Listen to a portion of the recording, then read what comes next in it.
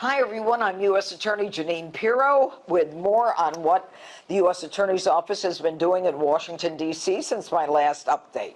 Sentences of note. We got 21 years for the fatal shooting of a 37-year-old woman simply crossing the street in southeast Washington. 21 years and 45 years for two cousins who shot another man to death.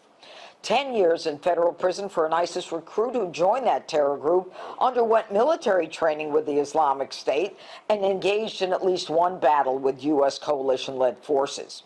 We got 110 months for a trafficker smuggling fentanyl into California. And a Romanian citizen that we extradited from Romania has pled guilty to swatting 25 members of Congress, multiple members of the federal judiciary, various churches, and a former U.S. president, by perpetrating a spree of swatting and bomb threats, creating massive havoc and costing taxpayers over $500,000. Now, 4 defendants have pled guilty to 2 murders and a drive-by shooting in southeast Washington, D.C.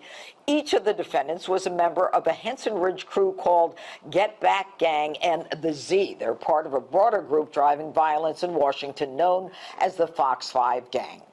And after trial, a 27-year-old who beat another man to death at the Ogden Market was convicted of murder. And unfortunately, a 39-year-old mother was found guilty of first-degree murder of her own 16-month-old baby daughter after she inflicted a series of blunt force injuries as well as 23 bilateral fractures.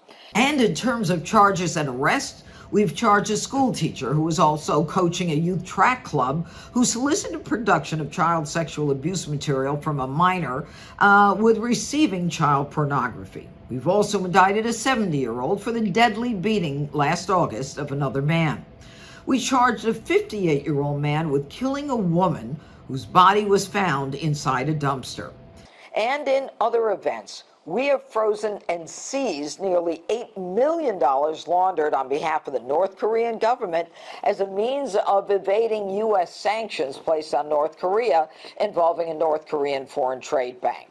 And it's all in a day's or a week's worth here at the U.S. Attorney's Office in D.C.